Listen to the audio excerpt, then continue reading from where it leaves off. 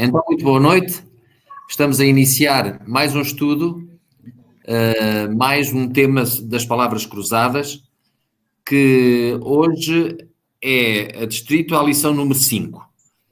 E como neste trimestre nós começamos por estudar, ou começamos a estudar a Escritura Sagrada e a maneira de interpretar a Escritura, nós já vamos na lição 5, o que é quase metade do nosso trimestre.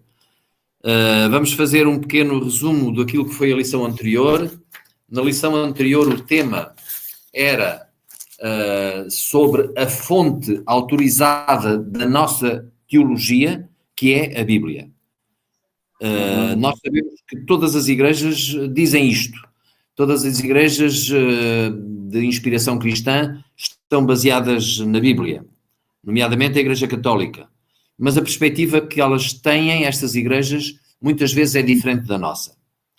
A Igreja Católica, por exemplo, diz que a Bíblia é filha da Igreja, mas a Igreja não é filha da Bíblia. Isto quer dizer o quê? Que a tradição na Igreja Católica é superior àquilo que está na Bíblia.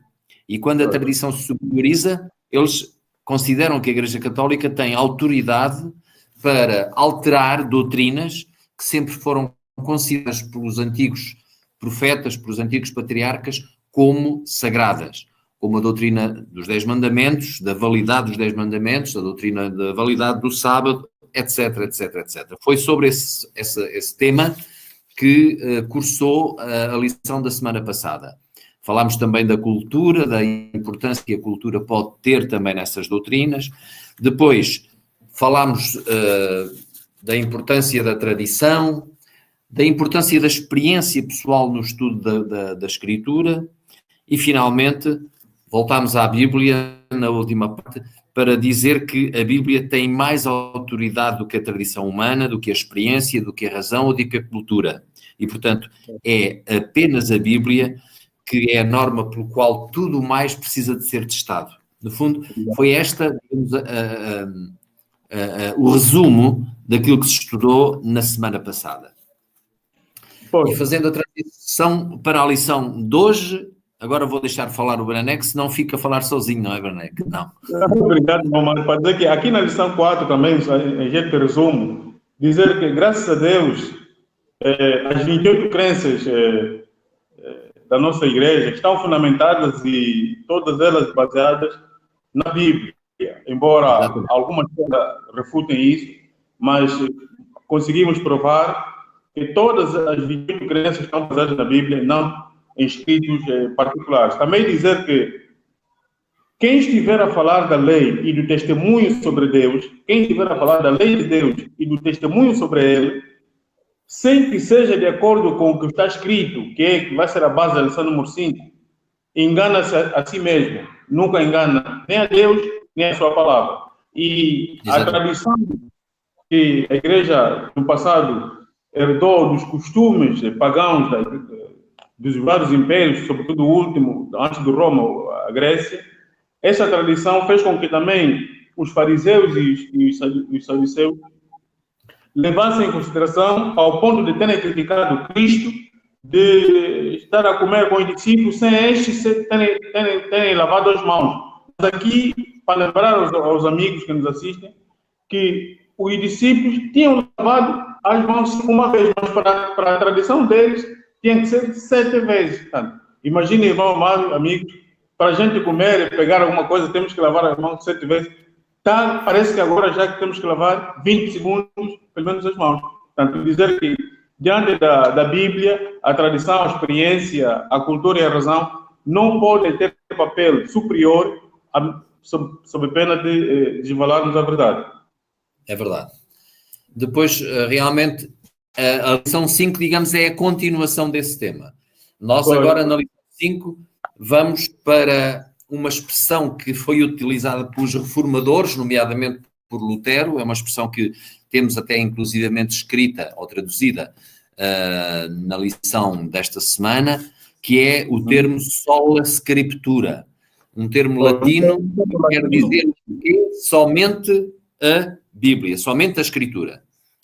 Portanto, somente a Escritura como autoridade, Porque chegámos ao século XVI e tivemos uma noite, em termos digamos, de opressão, foi uma noite tremenda de 5 séculos, em que a Igreja Católica exerceu sobre as pessoas, nomeadamente sobre os clérigos e sobre toda a população cristã, uma influência de tal forma negativa que afastou o povo da Escritura. E o objetivo era exatamente para, dessa maneira, poder controlar e influenciar negativamente a mente das pessoas.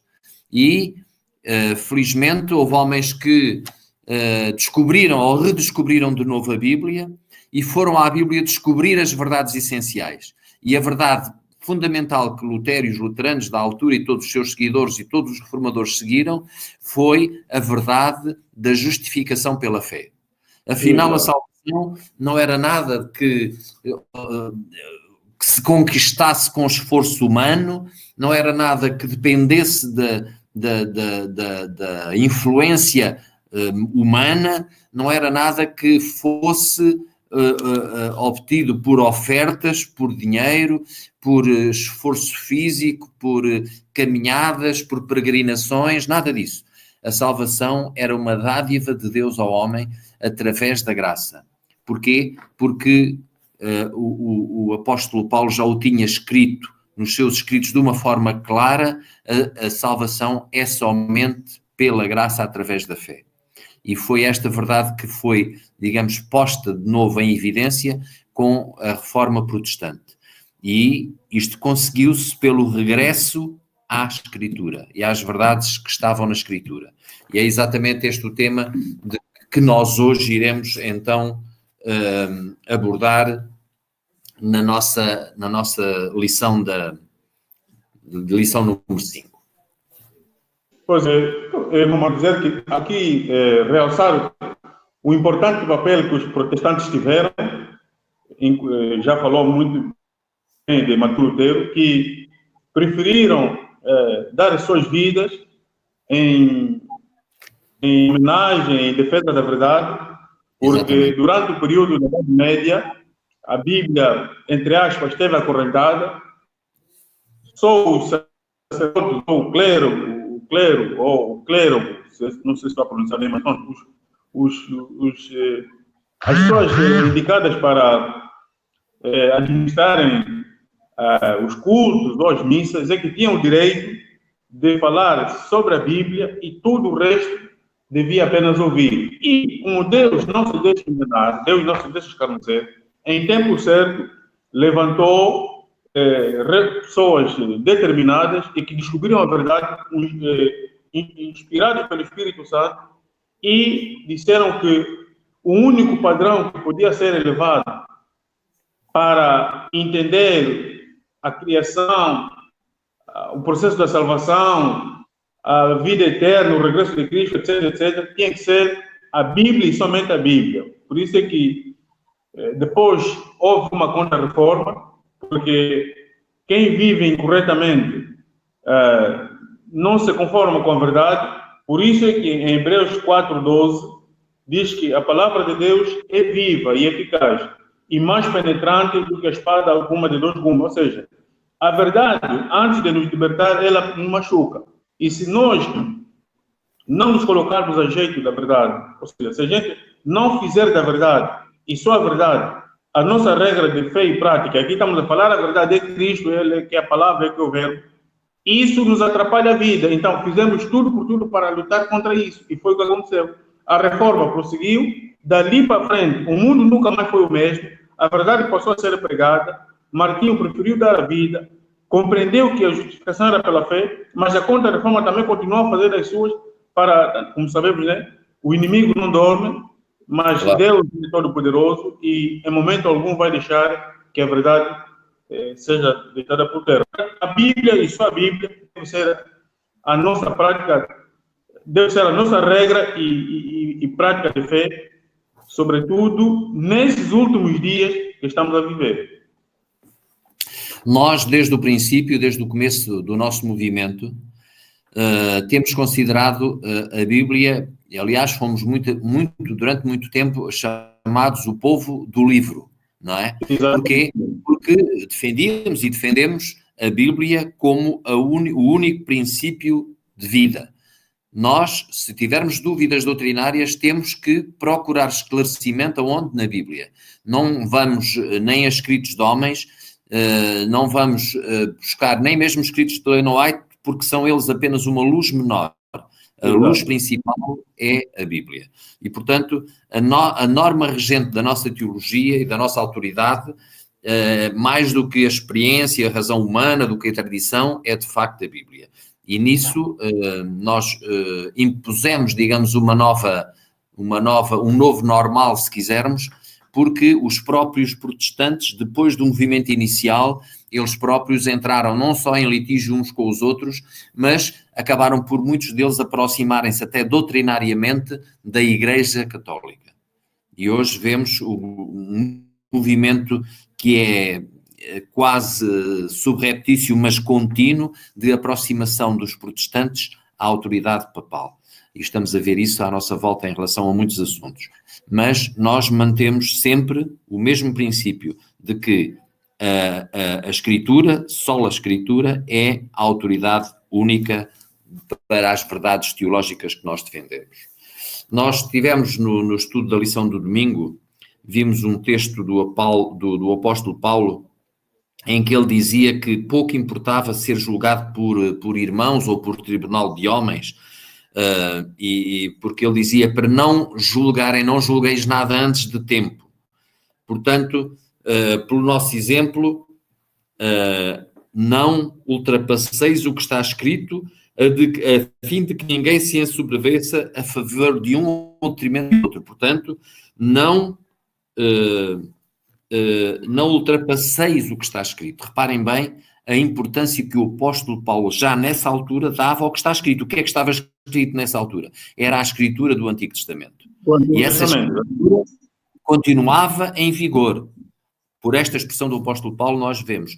Claro que tinha havido más interpretações, claro que os rabis, no tempo de Cristo, os fariseus, os saduceus, toda aquela gente, criaram tantas tradições que as tradições em que eles acreditavam ultrapassaram a própria Escritura, não é? E foi preciso então que Cristo os corrigisse nesse aspecto. Mas o apóstolo Paulo, ele próprio, também veio a afirmar a verdade da Escritura e a importância da Escritura.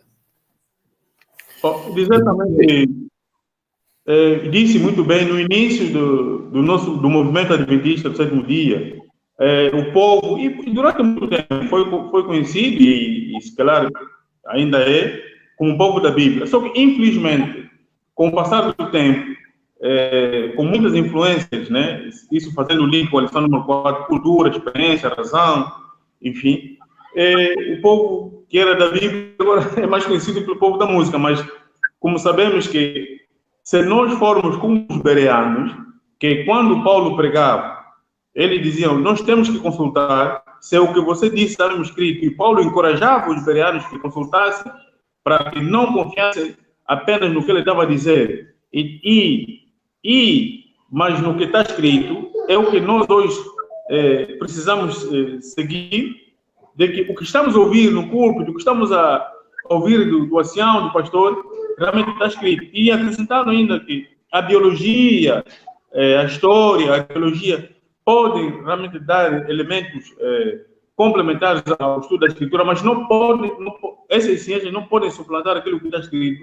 Por exemplo, Jesus foi batizado aos 30 anos, porque naquela altura, segundo a cultura do lugar onde nasceu, o jovem, a pessoa, o ser humano, podia ser considerado adulta aos 30 anos. E é normal. Portanto, há coisas da ciência, da arqueologia, da ciência, que podem ajudar a entender a Bíblia, mas não pode ser norma nem regra para a nossa fé. Devemos examinar a Escritura e ter a certeza de que o que ouvimos, de facto, está escrito. E em caso de dúvida, apenas nos socorramos da Escritura.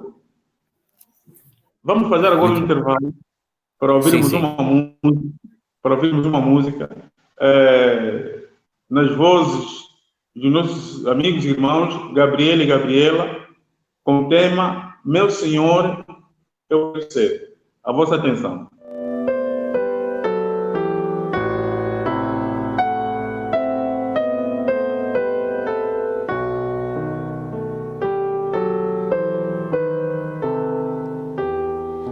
Meu Senhor, eu quero ser um cordeiro em tuas mãos.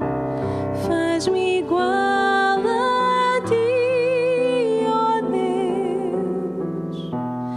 Toma, pois, meu coração. Cada dia louvarei, usa minha voz, Senhor,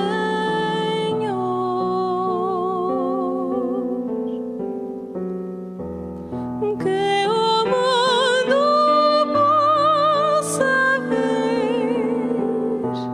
Cristo Santo, Filho em mim, Cristo Santo, Filho em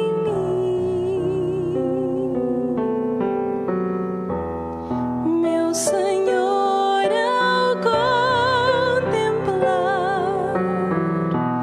teu exemplo seguirei.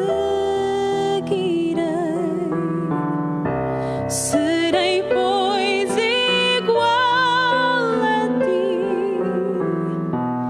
minha vida a ti darei. Dá-me forças para ser obediente à tua lei.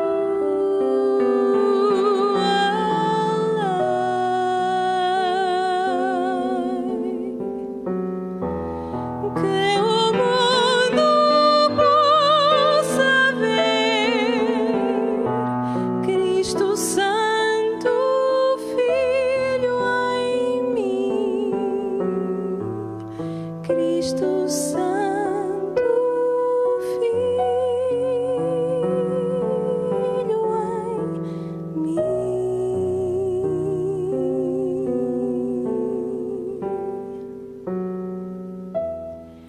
Cristo Santo, Filho em mim.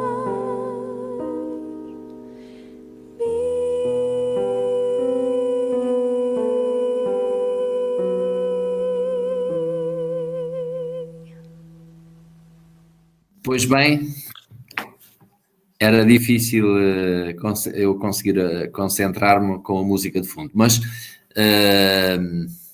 depois desta bonita música inspiradora, nós estamos então na continuidade do estudo e estávamos a falar da unidade, uma vez que a Bíblia toda é inspirada através do Espírito Santo. Deus falou aos homens e os homens pela sua cultura, pelo conhecimento que tinham, uns intelectuais, outros homens humildes, pastores, outros profetas chamados por Deus, de várias classes sociais, todos eles escreveram um livro que tem uma unidade doutrinária extraordinária. E a Bíblia, desde o primeiro ao último livro, ela não se contradiz, o que revela de facto, porque se nós conseguíssemos encontrar, como alguns pretendem, contradições na Bíblia, então poderíamos pôr em causa essa inspiração, não é verdade? Mas isso não é possível.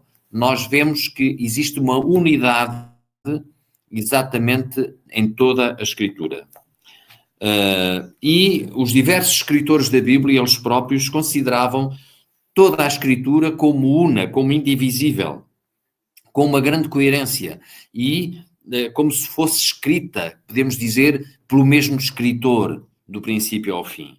Embora com estilos diferentes, embora com escrita por poetas, por pessoas como como Salomão, um homem sábio, por outros como Amós, um plantador de sicômoros, enfim, nós vemos a grande diferença, a grande diversidade, não lhe retira essa unidade doutrinária. E isso é extraordinário também quando nós nos debruçamos sobre a realidade da Bíblia.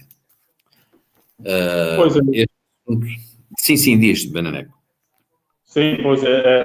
As escrituras formam uma unidade inseparável, de Gênesis a Apocalipse, de Apocalipse a Gênesis.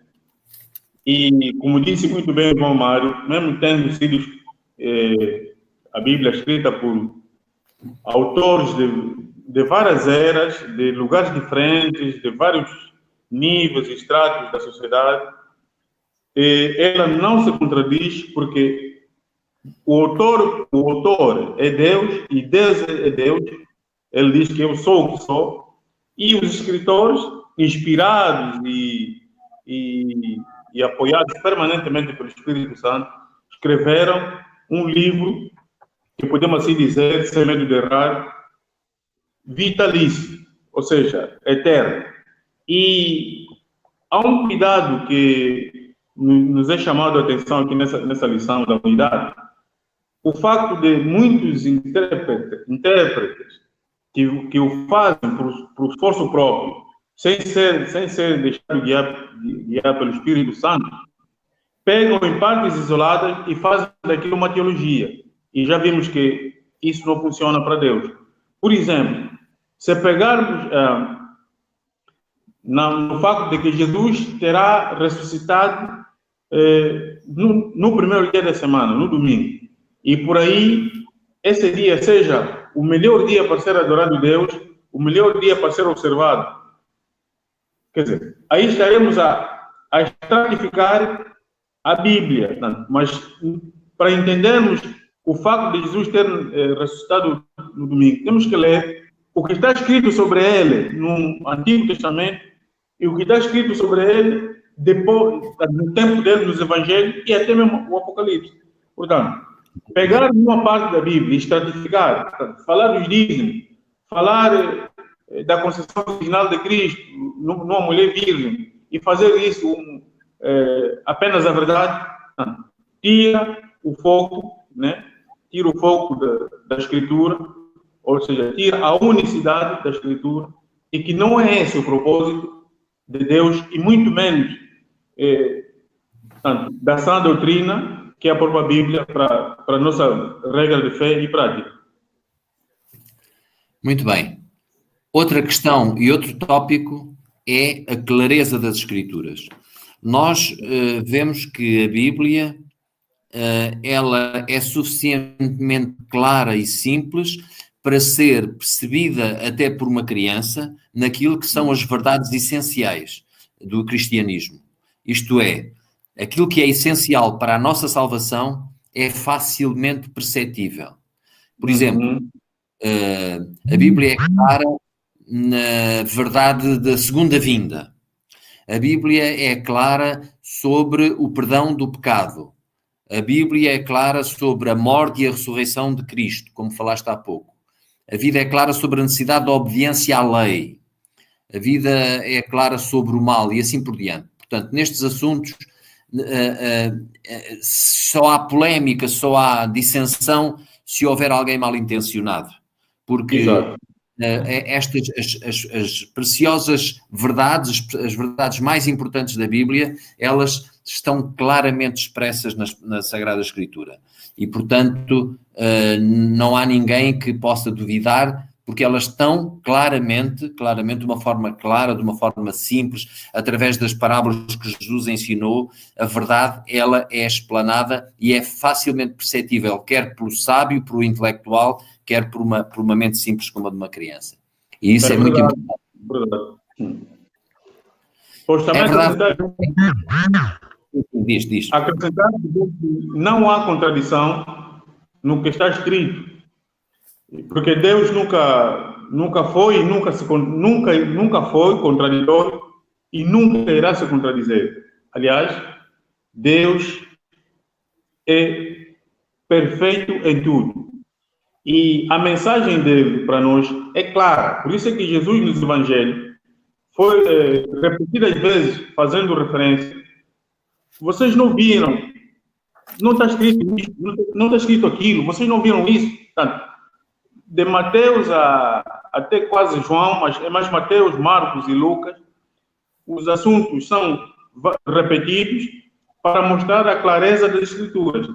E por outro Exatamente. lado, dizer que mesmo que certas partes da Bíblia a gente não as compreendamos, não tira a clareza da Escritura. Por exemplo, em Mateus 12, verso 5, Jesus terá se referido o facto de os sacerdotes no sábado,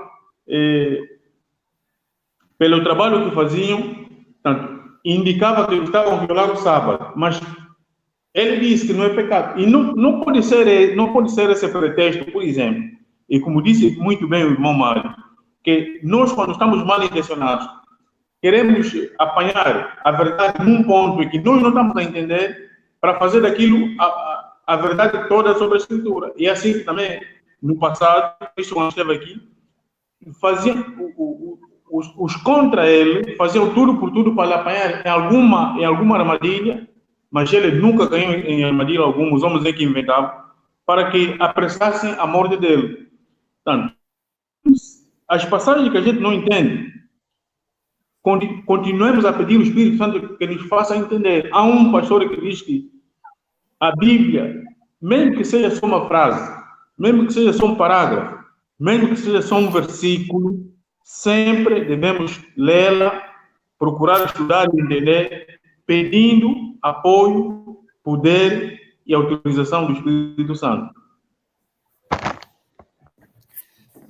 Outra questão também muito importante é a questão da interpretação. A Bíblia interpreta-se a ela própria, exatamente por aquele princípio que eu falei há pouco da unidade. Uma vez que a Bíblia tem o mesmo autor do princípio ao fim, naturalmente ela tem uma unidade doutrinária. E quando há um texto menos claro, a Bíblia explica-se, noutros textos explicam esse texto. É por isso que, até mesmo nos assuntos da profecia, nós percebemos que temos que nos socorrer de outros textos que muitas vezes nos trazem luz sobre o assunto que estamos a estudar. Mesmo no trimestre passado, quando estudávamos o profeta Daniel e as profecias, nós muitas vezes recorríamos a Apocalipse porque são livros complementares. E lá está, há outros textos na Bíblia que nos dão luz, como o próprio Cristo mostrou quando explicava aos seus circunstantes: não lestes nas Escrituras o que fez Davi quando teve fome, por exemplo, ou não leste nas Escrituras a pedra que os construtores rejeitaram, essa foi uma profecia de Isaías, essa foi feita pedra angular, pedra de esquina. Portanto, vejam que a Escritura, ela própria, tem uma unicidade de princípio a fim, e quando há um texto que nós não compreendemos, devemos procurar outro que o esclareça. É esse o princípio básico do estudo da Escritura Sagrada. Tudo o que, como dizia o apóstolo Paulo, tudo o que antes, antigamente foi escrito, para nosso ensino foi escrito. E, portanto, quando nós estamos a estudar um determinado tema, devemos estudar ou ir à procura de tudo o que a palavra de Deus diz sobre esse tema. Muitas vezes, o ideal era que nós conseguíssemos ir à origem, ao texto original, e sabermos a língua, o hebraico e o grego, que são as línguas principais em que a Bíblia foi escrita.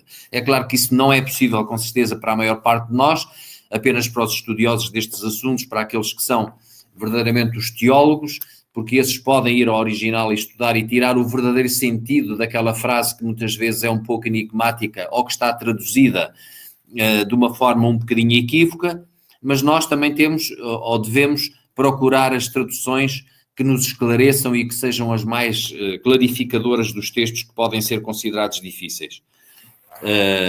Como diz aqui o texto, portanto, é possível que, ao estudar a Bíblia, fazê-lo nas suas línguas originais, ou pelo menos com uma tradução apropriada que seja fiel ao significado contido no original hebraico ou grego. E embora o conhecimento das línguas originais não seja absolutamente necessário para termos uma boa compreensão da Bíblia, esse conhecimento ajuda certamente. Mas, não havendo tal conhecimento, o estudo fiel em oração da palavra, como a atitude de humildade e de submissão, certamente dará muito fruto. A Bíblia, ao ser estudada, deve ser feita com um espírito de adoração e com oração. Só assim o Espírito Santo pode iluminar a nossa mente para termos uma clara ideia sobre o assunto que estamos a estudar. Portanto, isto é realmente um assunto fundamental quando nós estudamos a nossa palavra, a nossa lição, inclusivamente, que nos socorre continuamente de textos, e na leitura desses textos nós devemos ter esta preocupação de procurar, através da oração, que o nosso espírito, que a nossa mente seja iluminada pelo Espírito Santo. Pois, partindo do texto de São João 1 até 3, onde diz que no princípio é o verbo, e o verbo se fez carne, e nada do que se fez não fosse possível se não fosse pelo verbo, e o verbo é Cristo estava com Deus, e o verbo é Deus, enfim. Então, Deus é a luz, Cristo é a luz, e a luz não leva alguém que se guie por ele para um lugar que não seja claro, ou seja, que não seja para um lugar certo. Digamos que no deserto, quando os israelitas estavam a peregrinar rumo à Canaã Celestial, a luz é que lhes guiava. Eu sou a luz, Jesus diz que eu sou a luz e dou-vos a melhor direção. E durante a noite tinha uma nuvem, tinha uma coluna de fogo para lhes alumiar, e durante o dia, por causa do calor e do sol, tinha uma nuvem a lhes fazer uma sombra. Ou seja, a luz que é Cristo não vai conduzir as pessoas para se perderem. É sempre por um caminho limpo, claro, para seguir. Por isso é que a Escritura interpreta-se ela mesma, e em momento algum ela se contradiz, a não ser que Deus mudasse, mas sabemos que Deus não muda. Está escrito em Malaquias, Deus não muda. Deus é o autor, usou humanos escolhidos por ele para que escrevessem a vontade dele, e que essa vontade prevaleça de geração em geração e para sempre. Portanto, a Bíblia interpreta-se ela mesma. Exatamente. Finalmente entramos na última parte da lição, na lição em que se fala de sola Escritura, de somente a Escritura, e se fala de Ellen White. Muitas vezes os nossos irmãos protestantes acusam-nos de nós não defendermos como eles este assunto da Bíblia e apenas a Bíblia. Porquê? Porque acreditamos na inspiração profética da mensageira de Deus de Ellen White. E por esse motivo somos acusados muitas vezes de não atendermos à Bíblia e apenas à Bíblia.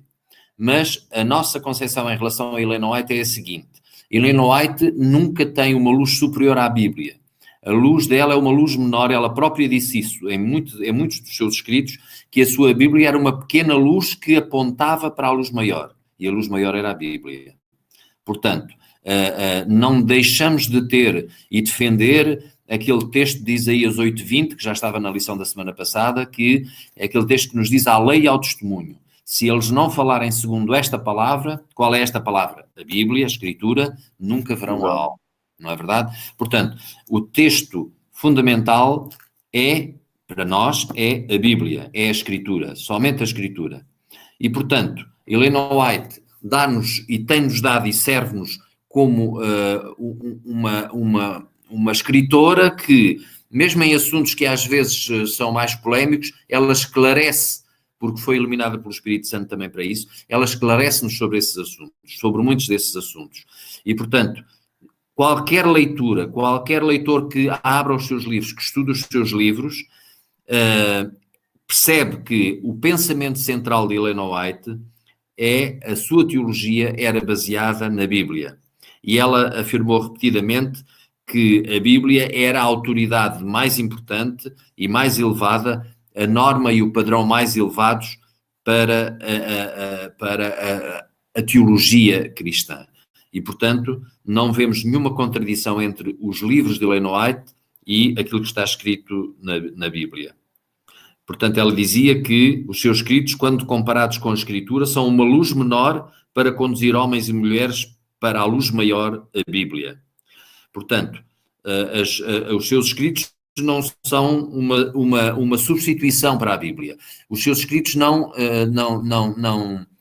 servem para pôr a Bíblia de parte, antes pelo contrário. Os seus escritos conduzem-nos a uma pesquisa mais profunda das verdades que estão encerradas na Bíblia. Pois é, dizer que para aqueles profetas, no caso a irmã White foi uma profetisa, cujos escritos não fazem parte do cânon sagrado, da Bíblia Sagrada, o que eles disseram, o que eles dizem, o que esses escritos dizem, são apenas a luz menor, como disse muito bem o irmão Mário Oliveira, não contradizem a luz maior, que é a fonte de sabedoria para o que eles disseram. E ela mesma, irmã White, num dos seus escritos, disse que teríamos pensado nos testemunhos se a base da nossa fé e crença fosse apenas e somente a Bíblia. Só que, infelizmente, às vezes, há muitas construções teológicas sobre a Bíblia, e Deus, sabiamente, Deus que conhece o fim dos princípios, Deus que não se pode medir pelo tempo, Deus que conhece os corações, inspirou essa senhora americana, e os seus escritos, que há muito foram desprezados, hoje têm sido muito acolhidos, para que muitas coisas da Bíblia, não porque ela se contradiz, mas fosse mais esclarecido. Ou seja, quem lê os escritos da irmã Ellen White, quem lê a Bíblia, juntamente com os escritos da irmã Ellen White, fica muito mais esclarecido. Até porque, por exemplo, ela aconselha que, se entender melhor o livro de Daniel e o livro de Apocalipse, esses dois devem ser estudados juntos, não separados, porque quase que tratam dos mesmos assuntos. Esse é um conselho que ela dá. Em momento algum, ela disse que os escritos dela eram superiores da Bíblia. Isso seria pecado, e não é o caso. Somos acusados injustamente. Criam-se várias ideias que vocês defendem só a Escritura, mas em Deus, a Ellen White, mas isso não é verdade. E sabemos que no tempo certo, Deus vai mostrar que nós não estamos a endeusar a Ellen White, apenas nos baseamos no escrito dela, porque é uma luz menor que também nos ajuda a entender, e muito a luz maior que a Bíblia. Exatamente. A lição de sexta-feira termina com um excerto que eu não resisto a ler, que diz assim: os seus escritos não são uma adição à Escritura, mas estão sujeitos à Santa Escritura. Ela nunca pretendeu que os seus escritos tomassem o lugar da Escritura. Em vez disso, ela exaltou a Bíblia como o único padrão para a fé e para a prática. Portanto, realmente, este texto mostra claramente aquilo que é a verdade da nossa interpretação sobre a Bíblia e sobre os escritos de Ellen White. De maneira nenhuma nós substituímos a Bíblia pelos escritos, mas os escritos de Ellen White conduzem-nos inevitavelmente à Bíblia.